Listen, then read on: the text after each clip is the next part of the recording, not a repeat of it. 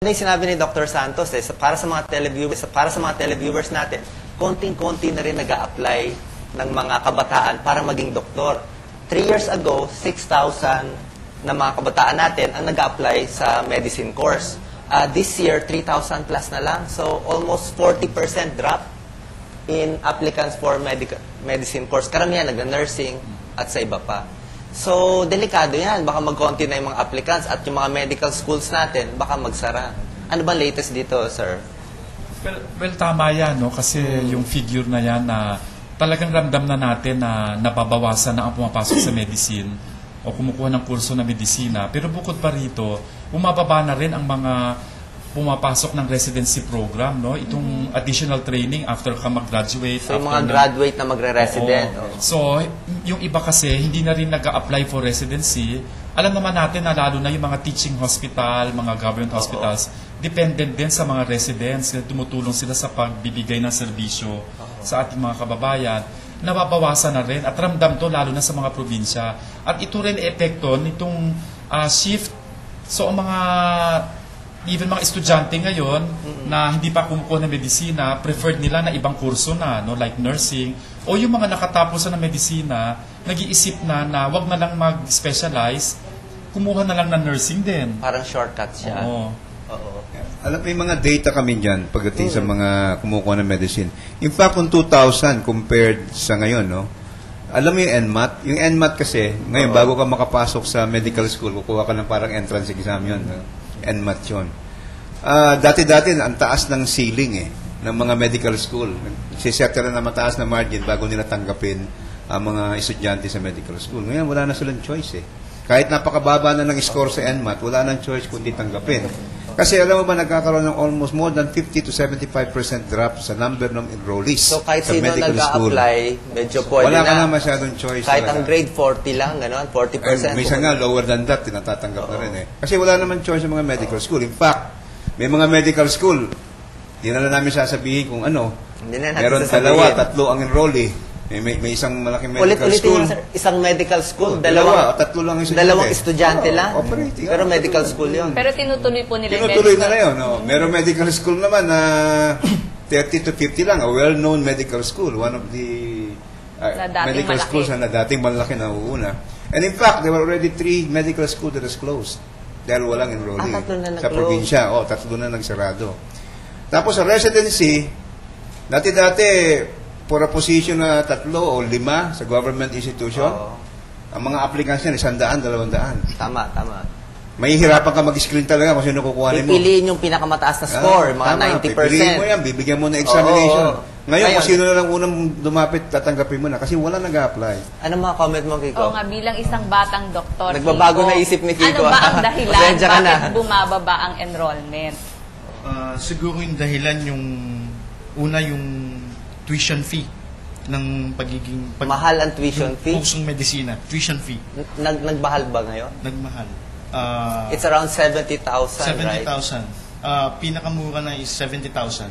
Sa ibang sa other schools 80 to 90. And then sa rotation ko, napapansin ko yung ibang residency training na may department hindi sila accredited. So yung ibang doctors talagang napipilitan ng mag-nursing. Ikaw, ano balak mo pag-graduate mo, Kiko? Emergency medicine. Emergency medicine. Pero dito ka naman mananatili. Dito. Okay, that's good. So, siguro natatakot na yung mga televiewers natin. Nakikita nila malaki problema. Kaya natin ginawa ito para maintindihan, makahanap tayo ng solusyon Pwede ba natin sabihin, sir, mga ating mga guests, na yung quality of care ay medyo bumababa kasi nag-aalisan itong mga magagaling na doctors at yung mga nurses na may experience ay umaalis agad. Ano kaya? Tignan na lang natin yung data. Ang daming kumukuha ng nursing, daming kumukuha ng medicine. Papansin nyo, the passing rate based on the statistics of the APMC. Yes. Yung passing rate pababa ng pababa. Ang nursing o ang nursing and medicine. Lalo na sa nursing. Habang dumadami ang kumukuha ng nursing course, lalong bumababa yung passing nila sa licensure examination. Anong ibig sabihin nito?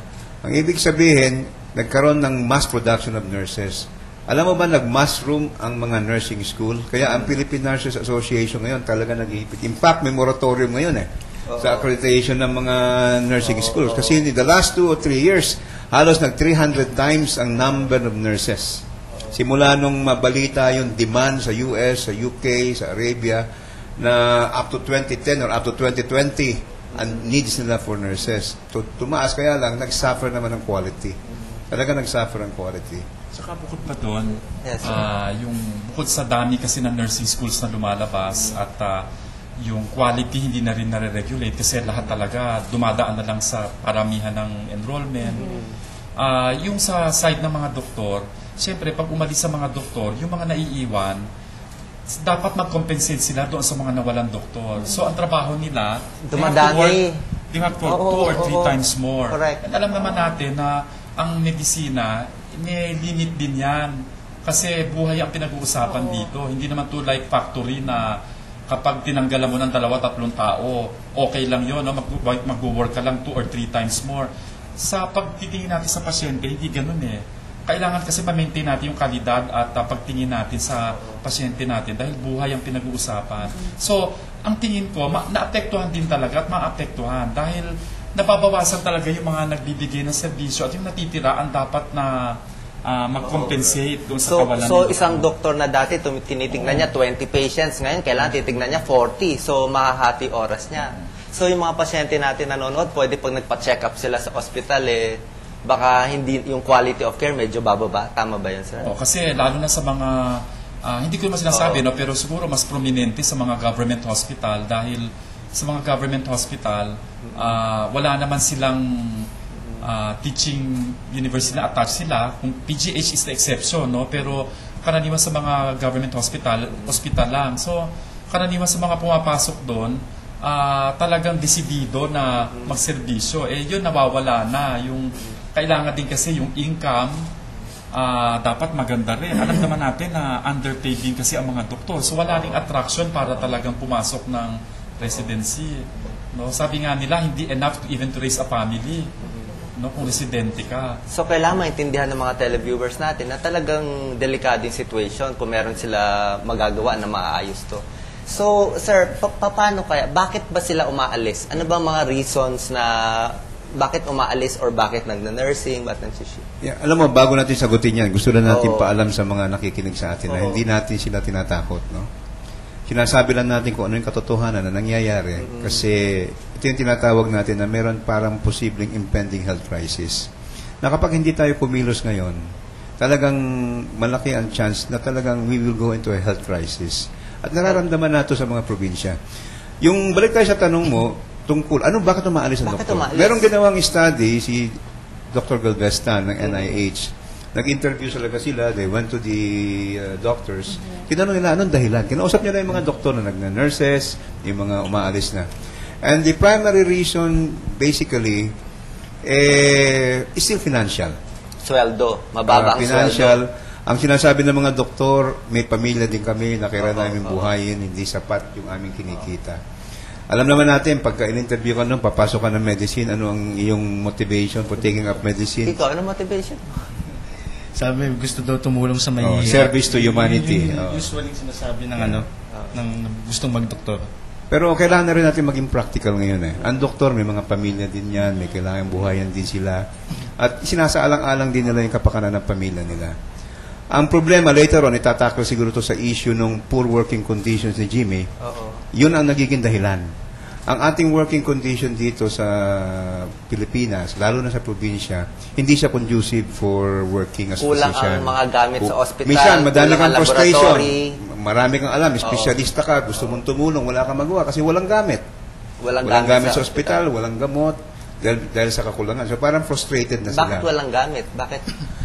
Kung napapansin nyo nga, ito lang taon na ito, sa halip na itaas yung budget ng health, ibinaba pa nila. Ang health budget is dapat 5%, di ba? 5% ng GNP. Ngayon, naging 2% na lang. Bumaba na. Saka mangyayari niyan, despite the fact na nagkakaproblema na tayo, pababa pa ng pababa ang health budget, nagiging low priority na ang budget. That is the first one.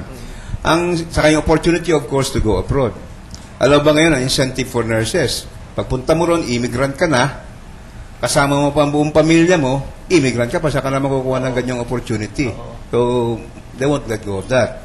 And second main reason why they go is the socio-political instability in the country. Yan ang isang frustrations ng mga doktor. So, most of them would rather go abroad and work there because of the socio-political instability, which we hope na may magagawa ng paraan ng gobyerno